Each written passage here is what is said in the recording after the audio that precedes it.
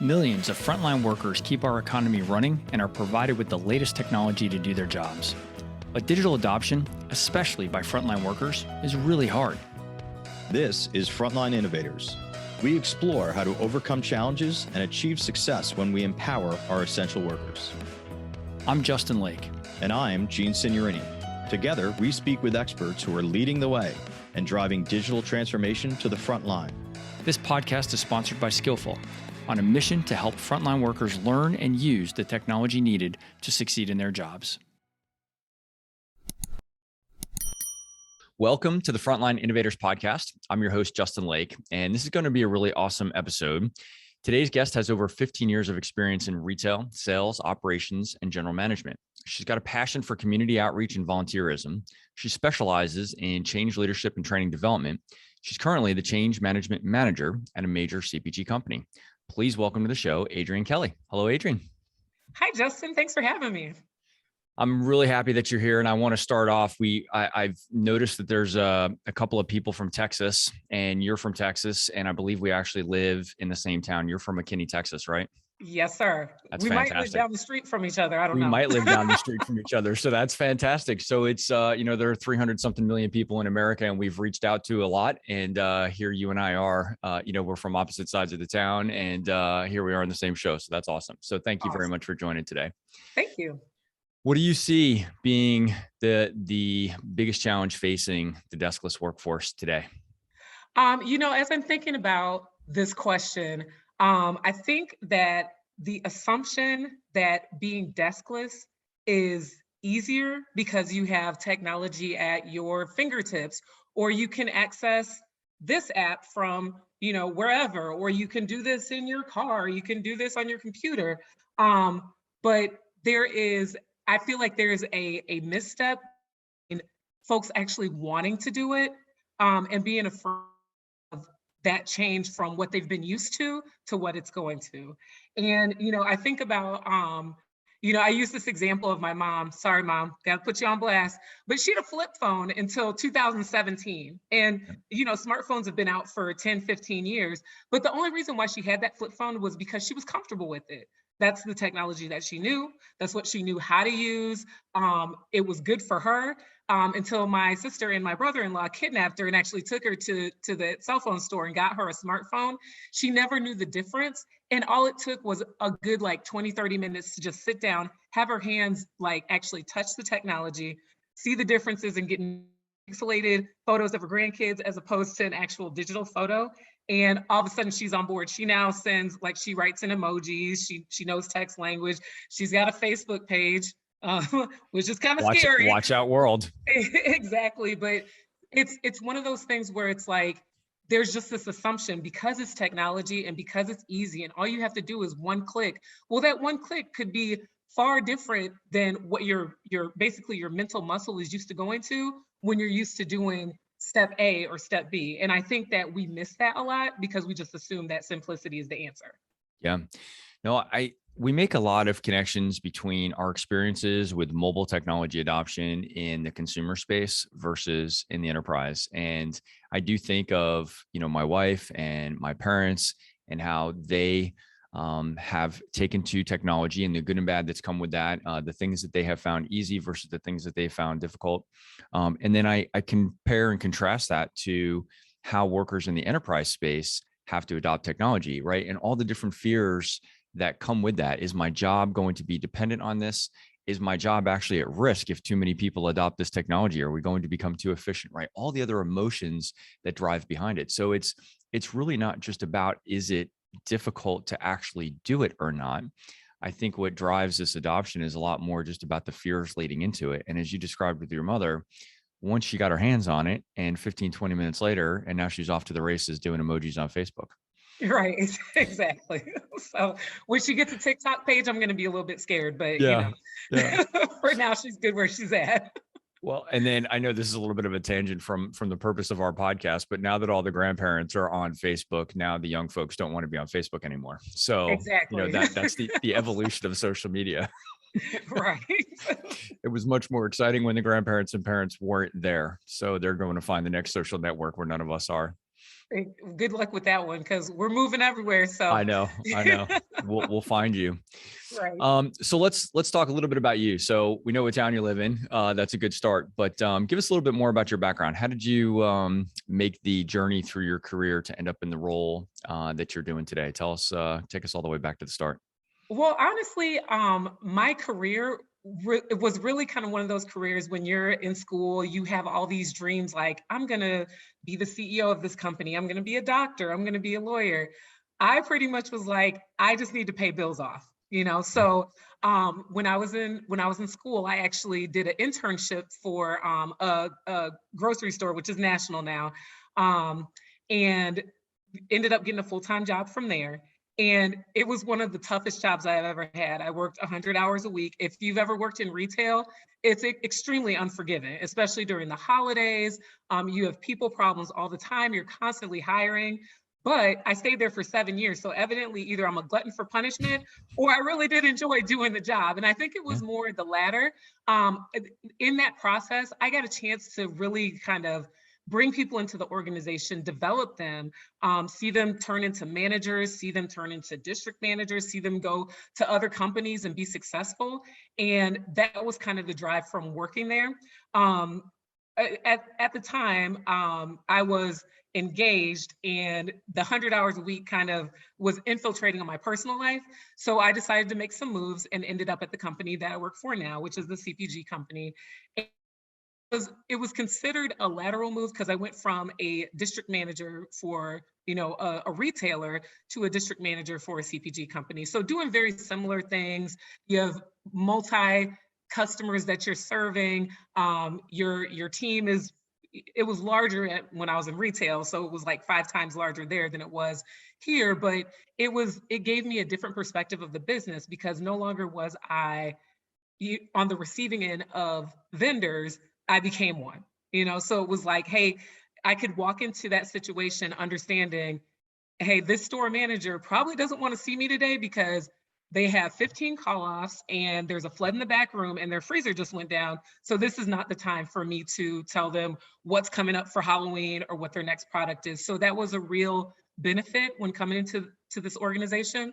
Um, I stayed in that role in sales for about 2 years, and then I transitioned to supply chain, mainly because I had a mentor that was like, hey, it's good to know both sides of the business. So if you notice, so far, the 3 positions that I've had, I really have had no goals. It was just kind of like, oh, they tell me it's a good idea. I'm going to try it. So I worked in a warehouse, it was in the Midwest, just outside of Chicago, one of the largest warehouses in the United States. And it was a very interesting experience. The role that I had was second shift. So basically all of the product that we sent out to the field was picked during my shift. So I was the only manager. I had a couple leads on the floor and a staff of 80 people. And it was very different to see the difference between supply chain, hourly workers, and sales, which they were either on commission or they got paid by performance. So there's a different drive there. And I'm saying all of this because I'm getting somewhere with it, kind of how Yeah. my Yeah. Sure. No, keep going.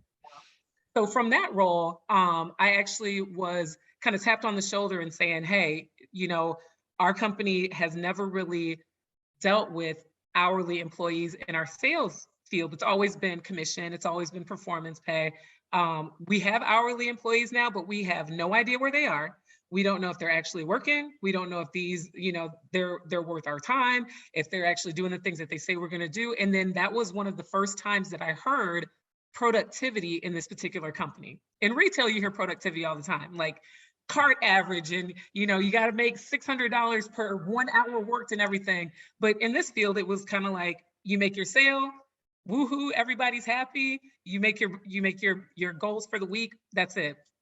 So when they started talking productivity, I was like, oh, well, I was just in a warehouse. All of my staff was hourly. Let's take a look at it. So I came on as it was basically a strategy analyst, but I say that I worked in the finance side on the cost piece, where it was labor and what systems do we need to put in place to make sure that these hourly employees are being tracked. The biggest challenge that I had in that role was that hourly employees in this industry do not work in 4 walls. they are expected to work a schedule and visit X store and this convenience store and fluff it up here and maybe go in for a second shift on a Saturday, and there's no way to track them. So in the midst of it, the company had actually implemented iPhones as part of the system to kind of clock in, so to speak. That became their four walls. But when you implement something that you're just like, hey, like we talked about, just the last question about things being easier, when you implement something that nobody has ever done before, these are employees that are used to filling out paper time cards and saying, okay, I think that I worked Monday, Wednesday, Thursday, Friday. I'm going to put 37 hours down for the week. Now it's like, hey, there's this app that I actually have to clock into and remember to clock into. It's not that I feel like I'm being tracked by Big Brother. It's just like, I got to remember to clock into it. I carry my own cell phone. Now I've got a company cell phone. Now I've got all this stuff to bring into the store. And that's when it became like the transition for, okay, technology in the frontline space is a real challenge, because it's just something that's never been used before. People don't think much of, I got to carry two devices to work now, Right. and now they do. Yeah. Well, and you just said something that's important, which is that it's not even that the new way was harder, because I think what everybody would agree is that it was probably easier net, right? But it was different, and it took some habit behavior changes in order for it to be effective. Right. And, the biggest thing with that particular role was that at the time, the only frontline employees that had the new technology were hourly. And hourly employees, out of 100 employees, only make up about 15.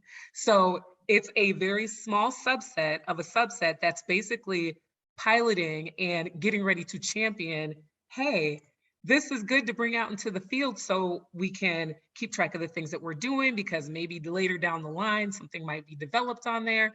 Who knows? And then you're trying to convince folks that work on commission and work on performance and can make upwards way more money than an hourly employee to get on board with this. And they're just like, I don't need it because I already have a system in place. So from that role, I actually became a training and development manager. And this is kind of where everything that I learned about people and working with people and different areas of just kind of adoption and, pain points and everything from the front line kind of came to fruition. Once again, it was one of those jobs where I was just like talking to myself, if the current person in that role ever leaves or doesn't have that role anymore, I want it. And things happened where he ended up going to another company and everything. And they were like, they tapped me on the shoulder and were like, hey, are you interested in that role? And I'm like, no. And I'll tell you the reason why. Because I felt when I was in sales, because I would be training salespeople. When I was in sales, it was in 2009. We had no iPads. We were working off a computer. I felt like I didn't have anything valuable to give. And then I went to supply chain, which they have their own systems. It's Microsoft based. It's totally different. So my ask was to go back into the field and train people on how to work on an iOS system. And I was like, there's no way I can do this. I have an Android at home. I can't do it. And the person that believed in me was just like, you probably need to reconsider, just give it a try. So this is interesting. If I can interrupt you for a second, even you had insecurities about the technology adoption, and you weren't even on the receiving end of it, but you were being asked to potentially help all the others engage with that technology. I think that's pretty interesting. Exactly. I wish this was a fake story, but it's so true. I said no a couple of times because I'm like, what if I mess this up? What if I show them the wrong thing? What if I don't know what I'm doing? I'm supposed to be training. We get a class of leaders that comes through. It's about maybe 100 or 200 leaders a year, and all these frontline employees, and I don't know what I'm doing. How does that make me look? So it was probably selfish, but I was also just like, no, I'm good on the technology, develop what you need to develop. Is there any way any way that I can help out? And enough coercing, some added kind of encouragement from my husband at the time, my mom, my sisters, my friends, and I ended up taking the job. So, and I'm walking into it like, Oh my gosh. So exactly what our frontline employees feel when they get new technology, I felt the same way because I'm like, now I'm accountable for them. That's my favorite part of the story already, and we haven't even heard the conclusion yet. But that is exactly the challenge that I think a lot of people overlook is just that insecurity, that discomfort of having to learn something new. And you were put in kind of a double whammy position of having to be the trainer and still might have had some insecurities about you being able to get up to speed on the technology sufficiently that you could share it and help, engage with others. I think that's a really great entry. So tell us the rest. Tell us how this story comes out. Absolutely. So there might not be any conclusion because I'm still there. So we're still Yeah. working on stuff. You're on the But journey. It's a never yeah, ending journey. but in all honesty, my first few months or so, I literally got trained by the people who worked for me. They showed me everything. I was like, okay, you're gonna have to take, if it's a half day, if it's 15 hours, if it's 20 minutes, just take me through every app that a frontline leader uses and how they use it in the field. Take me out to the field. Let's tour. Let's look at, product lines. Let's look at sales. Let's look at everything that we need to look at. And that's how I got acclimated to it. It was truly like kind of what we were talking about earlier.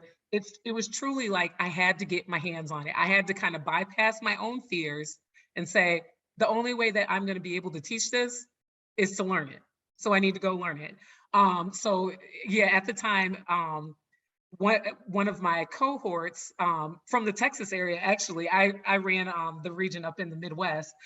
He came up repeatedly and was just kind of helping me with the actual role and helping me with understanding how to use iOS, how to use it in the field, how to use it based off of all the systems that we had in place.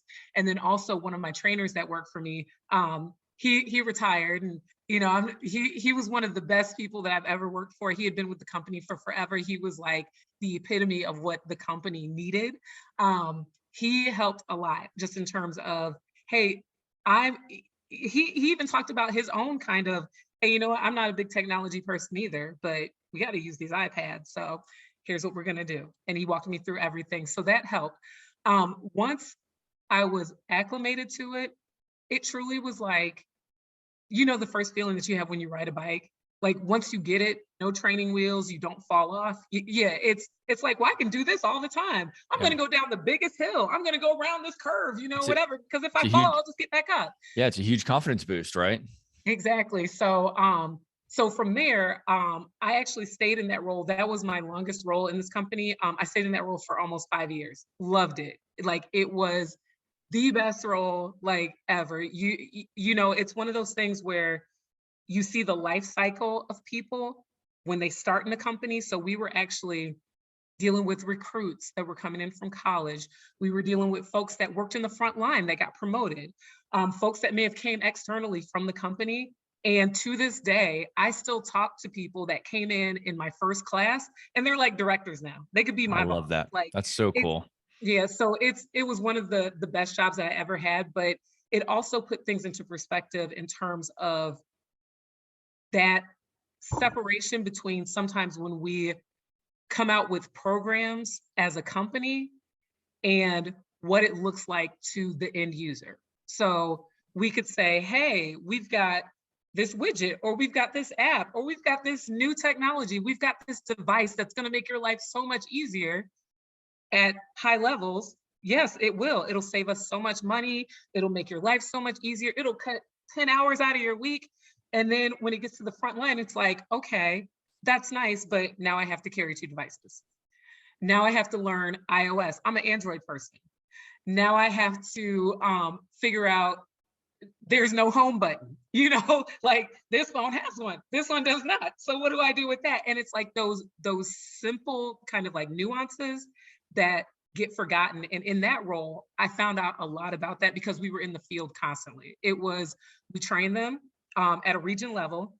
And for me, it was a non-negotiable. My trainers had to go out after our frontline leaders get certified. We go out, we work with them. We see if everything that we taught, is it sticking? Does it make sense? If it's not, what's the problem? Are you actually opening up your device? Why are you writing things down on paper? Everything that gets tracked is through this device. So you probably should use that instead, because it's going to make a difference in your performance review. Well, why are you not? Because I don't do technology. Okay, well, why?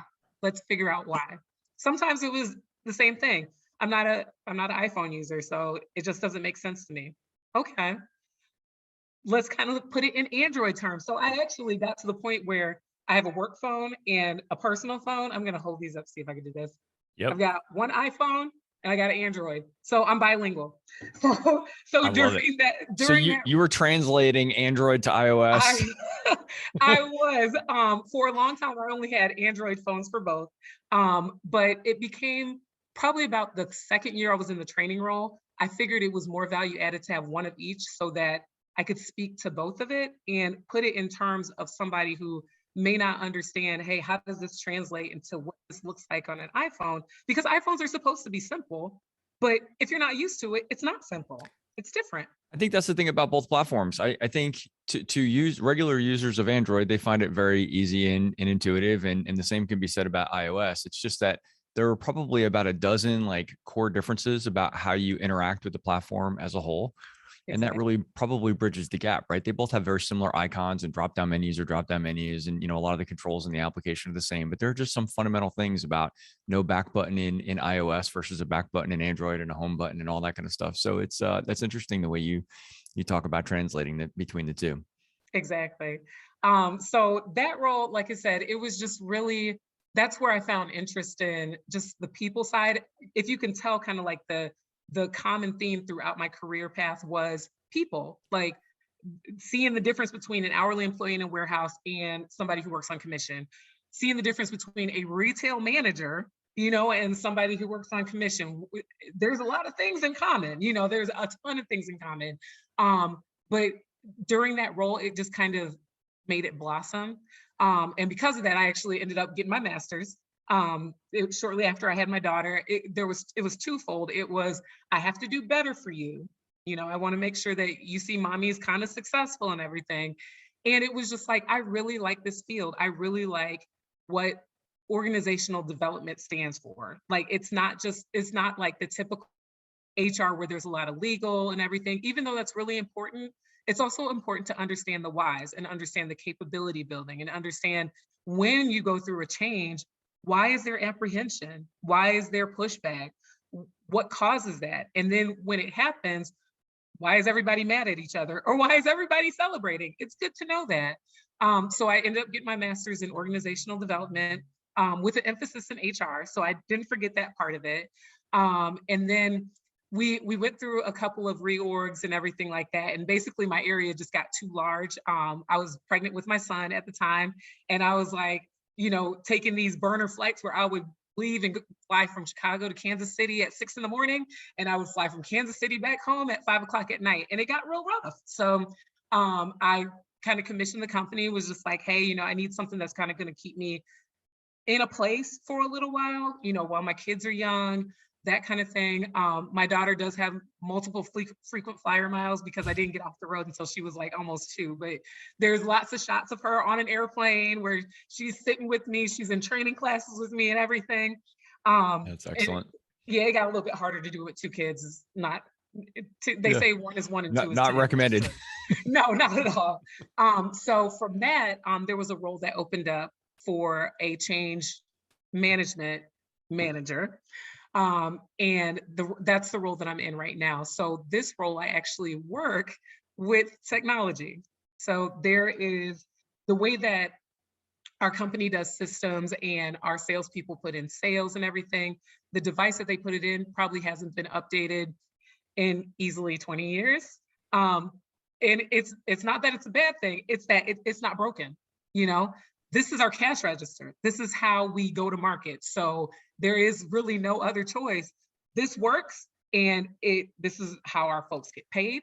This is how we do profit and loss. This is how we do it all. So transitioning from that to a smart device, that's the project that I've been working on for the last 2 years. Can I stop there for 1 second? Because you just said something and you actually used some of the exact same words that I have used in the past to describe that. But I think it's really, really important for people that aren't necessarily in the CPG or retail space, and specifically around direct store delivery operations, like, where you're at today. But that device is not just a mobile note-taking machine. That device that they're using, you just described it well. It is the cash register. It is how your company tracks and collects revenue. And Yep. it is a payment or a time tracking mechanism, right? Inventory tracking mechanism. I mean, it cannot be more mission critical than that device.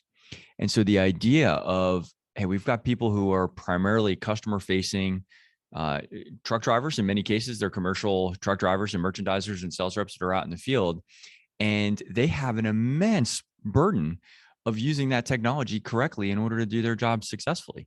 And so to Absolutely. dismiss it as if, when people just say, well, hey, it's just a mobile app, how hard can it be? It's like, well, let me tell you about how hard that can be.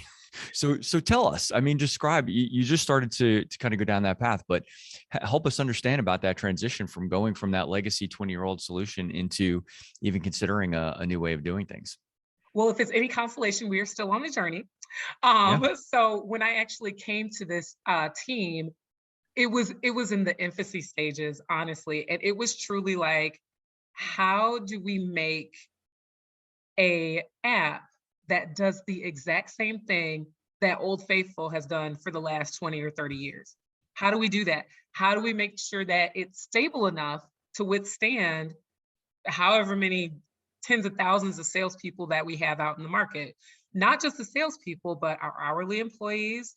Sometimes managers have to jump in and do the job. So I've kind of been on this in this particular change project since the beginning of it. And it started off in one place. It's still kind of in the same neighborhood, but we're probably way down the street from where it started off at, because it at first seemed like it was very simple. And you've got your screens that look similar to your current device, and everything kind of operates the same. But then there's the caveat of it's on an iOS device. Okay, cool. Well, sales team, 30% of them, I don't even have a phone.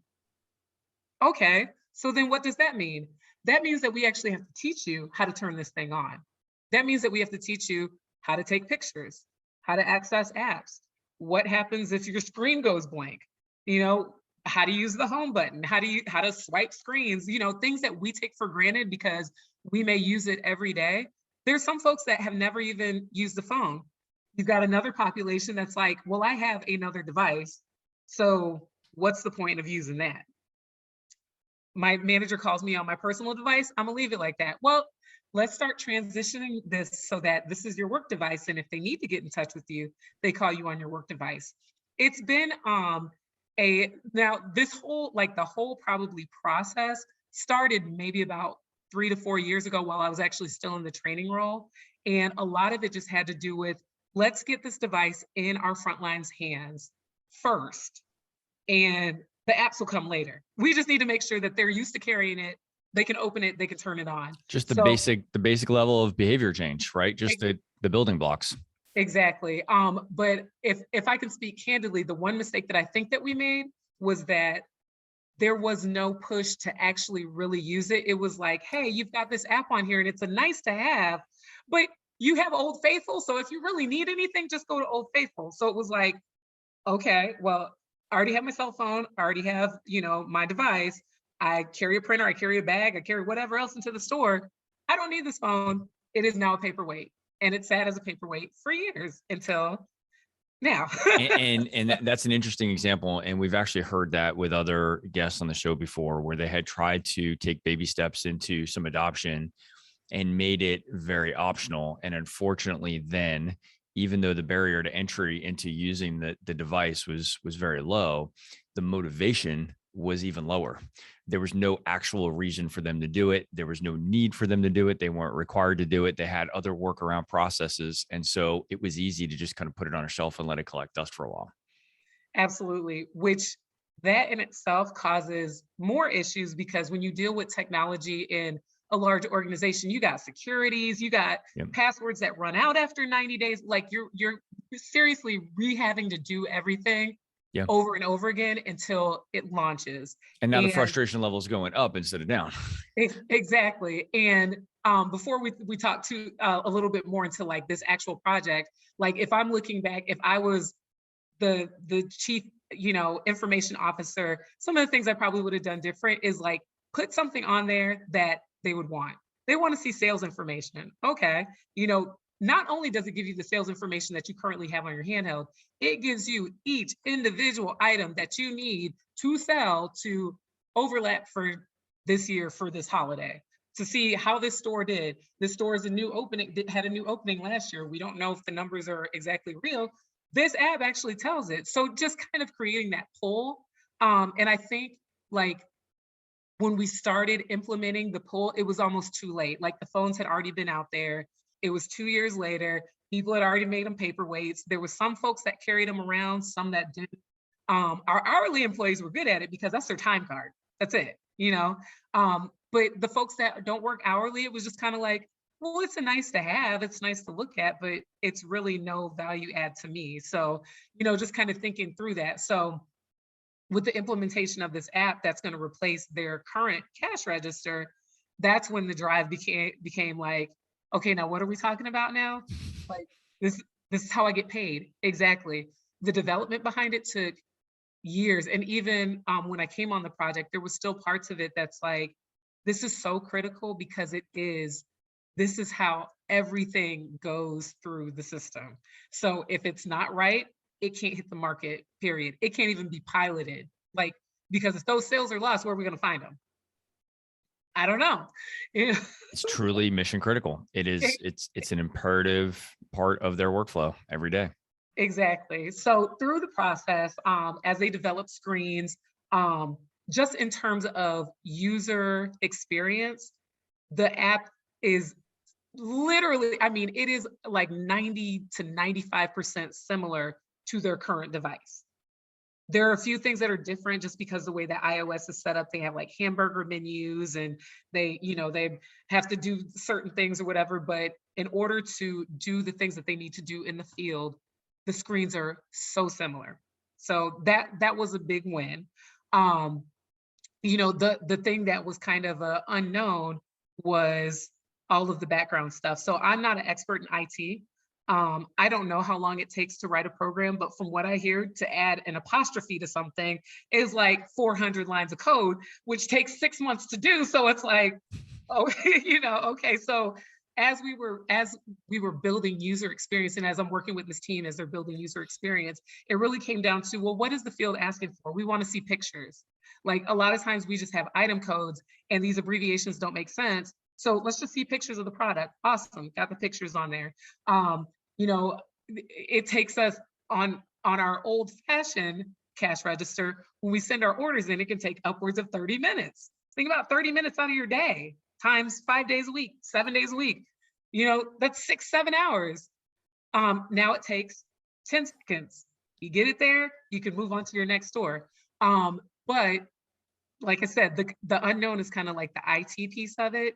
And anybody that has an iPhone, an Android, a ThinkPad computer, whatever that does updates, sometimes those updates have bugs in them that kind of inhibit the ability to be able to be proficient in what they're doing.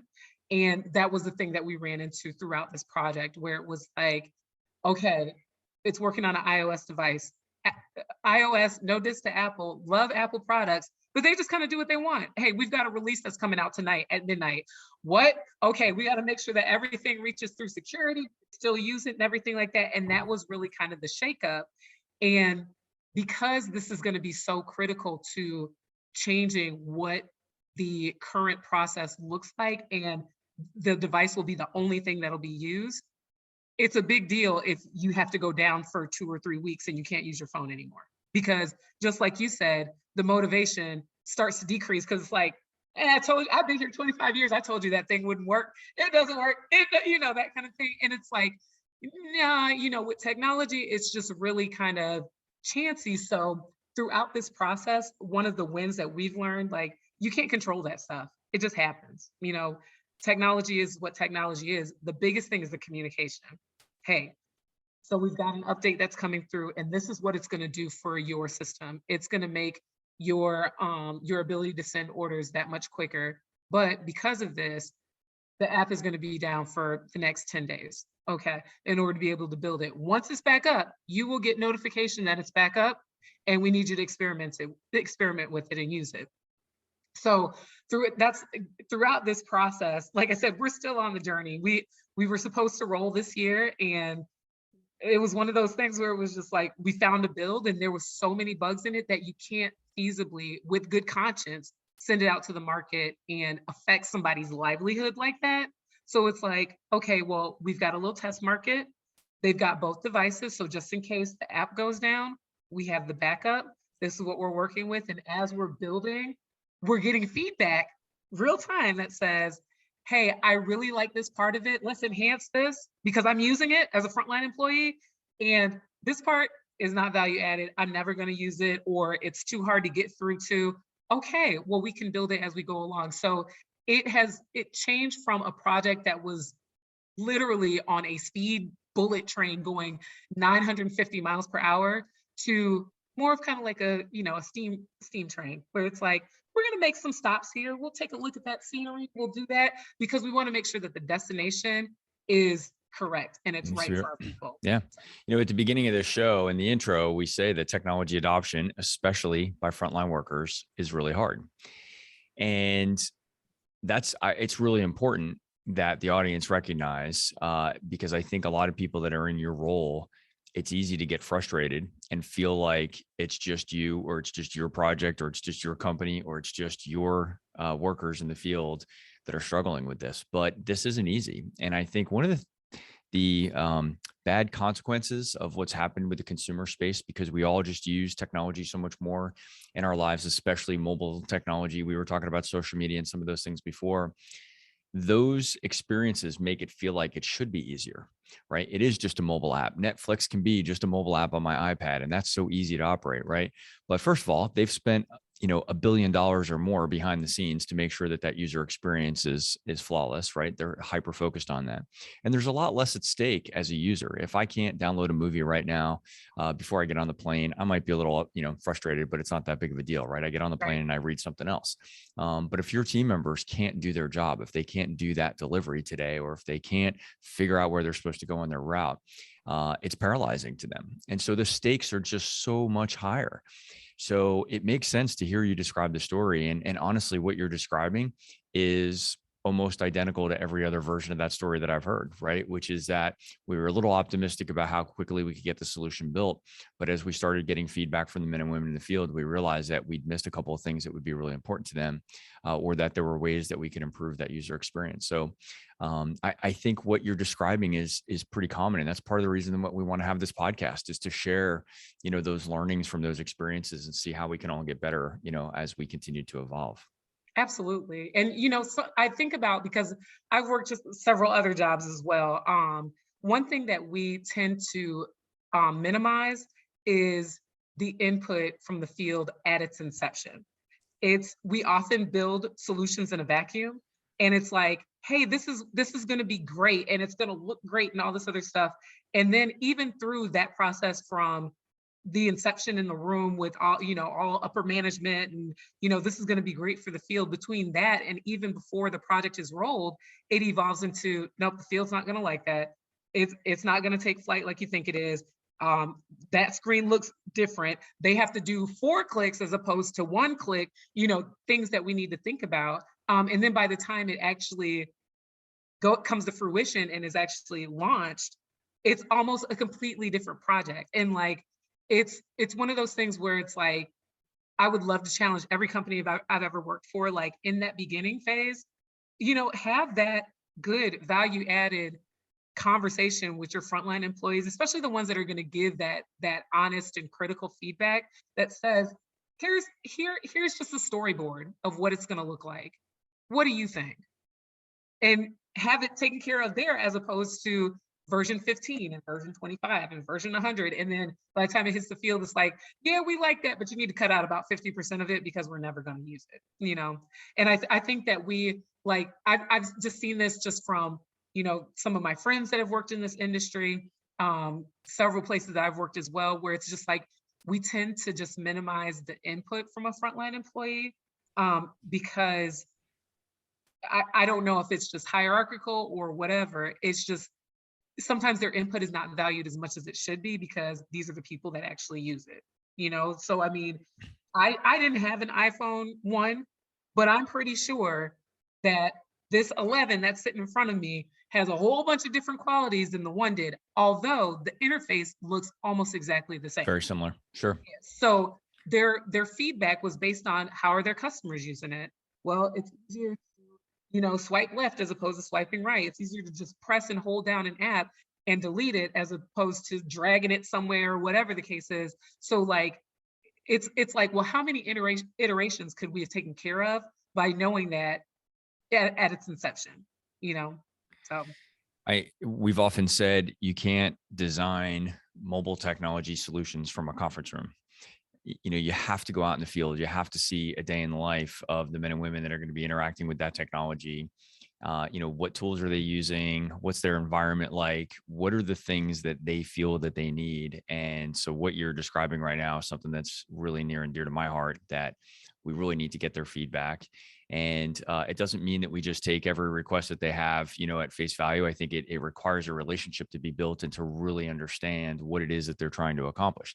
I will say sometimes when we've talked to men and women in the field, they know what they want to get to. They don't necessarily know the best way to build that or to accomplish that goal. So that's great. And that's where the expertise of the folks at headquarters that are building and implementing those solutions can bring, their wisdom to the table. But we do really need to get feedback about what they think would make that process easier and more palatable for them. And as you've kind of alluded to here, it also makes the change management process that much easier when the men and women in the field have been a part of the creation phase. absolutely, Yeah. absolutely. The follow-up is just key. Even now, one of the things that we're learning is those touch points of, hey, we've got a test group right now. How are they doing? What are they saying? And it's not like your test group, you don't want the person that has all these lofty goals and make it go to work for me and make it drive my car and make it do, the people that are realistic about the expectations of it, they're very much like, hey, the interface is what I'm used to seeing. That's great.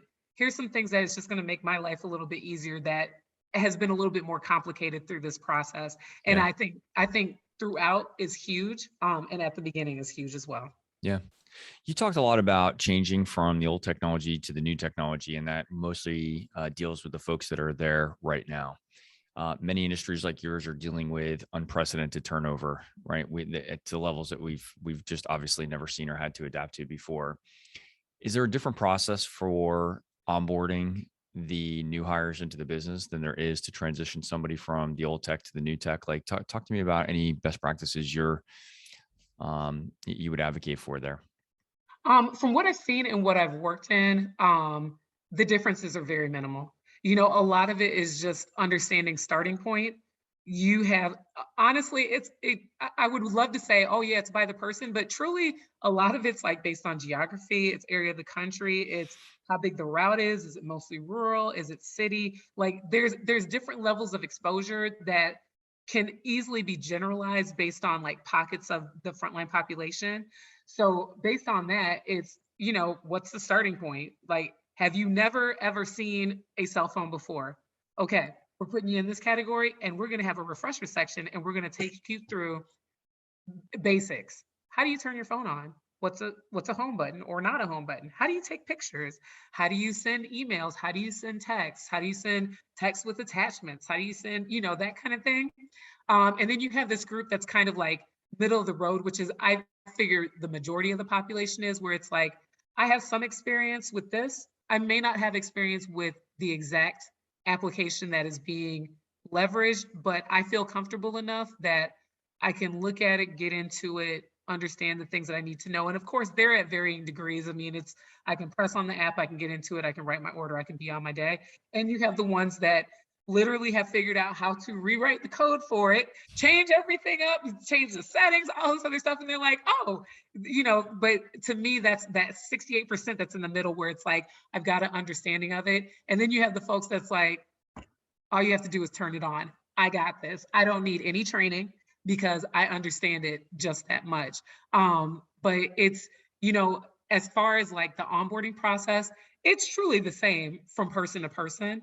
Um, what we look at is the supplemental piece of it, where it's like you kind of have this kind of core training that's, hey, I'm introducing you to your phone. Here's the apps that you're going to use. Here's how you get into them. Here's how you would use them in an account or with a customer. Awesome. Okay, you get the puzzled looks or on Zoom, the really, really, really silent type, nobody saying anything. And it's like, okay, are we understanding where this is? Yes, no, maybe so. That's a no. Okay, well, what do we need help on?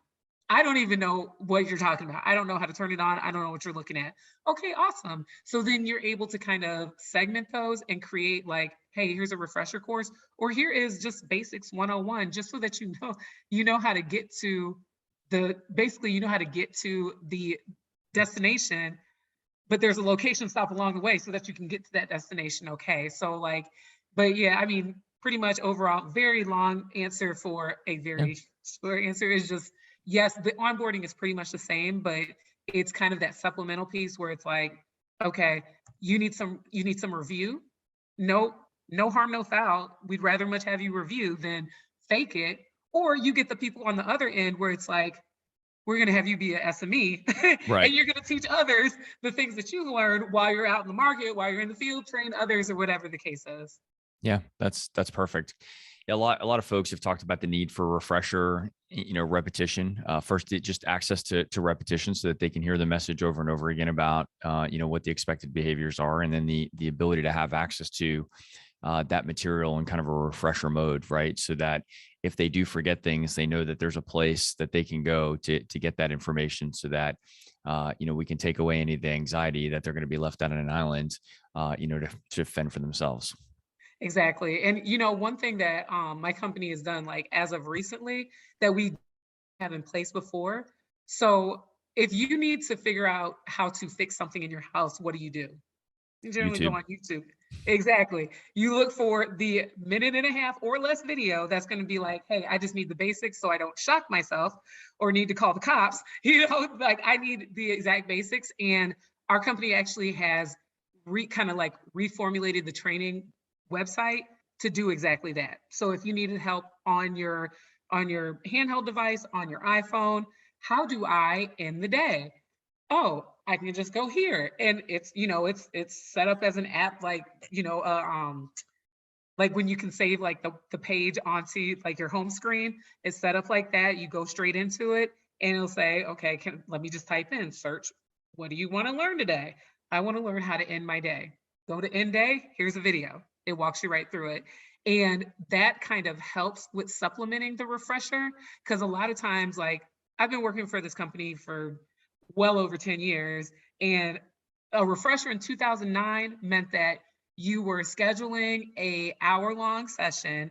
Everybody had to come in, you brought pizza and you entertained folks and everything, and that was your refresher. Well, nobody has time for that anymore. So it became, hey, how can we still have these available? Because I don't discount the in-person touch points, the formal training sessions, but maybe it is that the person just needs 1 or 2 minutes to figure out how to how to get things done and how to configure with what they're trying to do. Yeah. No, that makes a lot of sense. What would you say is your favorite part about working with technology in your role? I think my favorite part is just the innovation piece. I am a big fan of what's new and what's next. That's why I have two phones that are different. I give my husband a hard time. He's only a year older than me, but I call him an old man because he just cannot figure out like taking pictures and how did you get that uploaded on there? And I'm just like, dude, are we that far apart? But yeah, I love like the innovation. When we moved down here, I actually ended up buying a smart TV, and I just love just like going into settings and discovering new things with that, and be like, oh, did you know that you could set up favorites here, and you know that you can do all that? I just found out that on Netflix that you can set up like basically add to your list because I'm like, oh, I want to see that movie, and I never knew that until like 2 nights ago, where I was like, oh, I can actually build a list of things that I need to know. So like innovation to like the technology piece, innovation is huge. I just love to see like, okay, well, what can we do next? I Yeah. think it's pretty awesome. Any disadvantages? Any things that you don't like about working with technology? Kind of similar in the same family is that it's unpredictable. So Yeah. in the same light, I'm adding, movies to the list on Netflix. I get upset when it says we can't play this title right now for whatever reason. I'm just like, okay, my Wi-Fi is working. Like, do I need to turn this off? Okay, I'll close the app, close it back on. It's just unpredictable, and that's just the nature of the beast.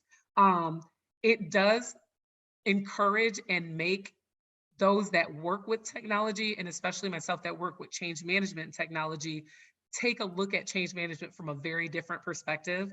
It's not one size fits all. It's very agile. It's very sometimes you have a plan, and then that plan changes within 20 minutes, and then it changes 20 minutes again, and you just run with it. Yeah. You got to figure out how you're going to work with that. I think you're right. I think I suffer, or I get frustrated with what you just described, which is, on occasion when things don't work quite like they should be, that unpredictability just gets, and it's so incredibly frustrating because it should work. It was just working 10 minutes ago. It just worked yesterday, and now something's not working. And so you've got to go back and troubleshoot to see what that is. And I do think about, the end users that we all support when they're experiencing those things, and they have just an unlimited amount of variability because they're doing their job away from the office. They're doing it out at a customer site, in your case, in a grocery store or in another facility and things like that. And so there's just a lot of unpredictability. So something that worked perfectly good back at the shop may not work so well, out on the customer site. And it's so frustrating for everybody. So it is just the reality of it. And the better we can prepare the users, the better we can make the technology resilient to those kinds of experiences, the better it will be. But there's always going to be some gaps, it's just a little bit frustrating. Absolutely. Yeah, I makes a feel lot of that sense. technology time is like dog years. It's like Yeah. 10 times longer. You're only waiting 15 seconds, but it feels like eons in technology time. So Our team in our software development company, our team knows that I am the most impatient one, and something, especially when you're showing something to a customer, a 5-second delay might as well be, 5 hours. Right. So it is incredibly frustrating. You're right. To think of it in dog years is a good way to think about that. absolutely. So we have to wrap it up there, but I want to say you've kind of passed a certain milestone now. So after putting up with me on the podcast for 45 minutes or so, I want to extend an invitation to you to come and join us on the Frontline Innovators Council. That is a private group that we have in LinkedIn for all of the Frontline Innovators podcast guests.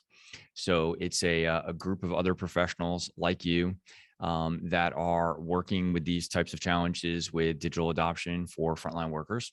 And so after after we stop recording here, you'll get an invitation to come and participate in that group.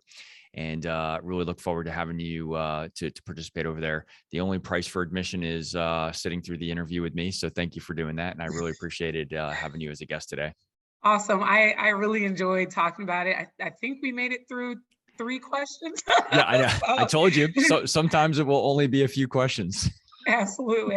But I really enjoyed talking to you. I really enjoy like your focus and what your company is doing. When we kind of met earlier, I was just like, this is so needed right now, Yeah. because it's not just my company that's dealing with this; it's everywhere, and Yeah. it's just one thing that I'm just glad that you're bringing it to the forefront as well. Well, and I appreciate you sharing your perspectives on this. I think it is important for everybody to realize that this isn't easy. Even though it seems some days like it should be easier, it's not easy. There are easier ways that we can make things happen. And so there's always room for improvement there, but it is challenging. And that's why it requires really smart professionals like you and the others, on this podcast to be able to, kind of think through those challenges and look for a way to make it easier. But one thing that's a common theme on the show, and you've brought it up today, is just an extraordinary focus on the human element, the men and women in the field, and bringing empathy and understanding to them, and looking at the world through their eyes to the best that we can do.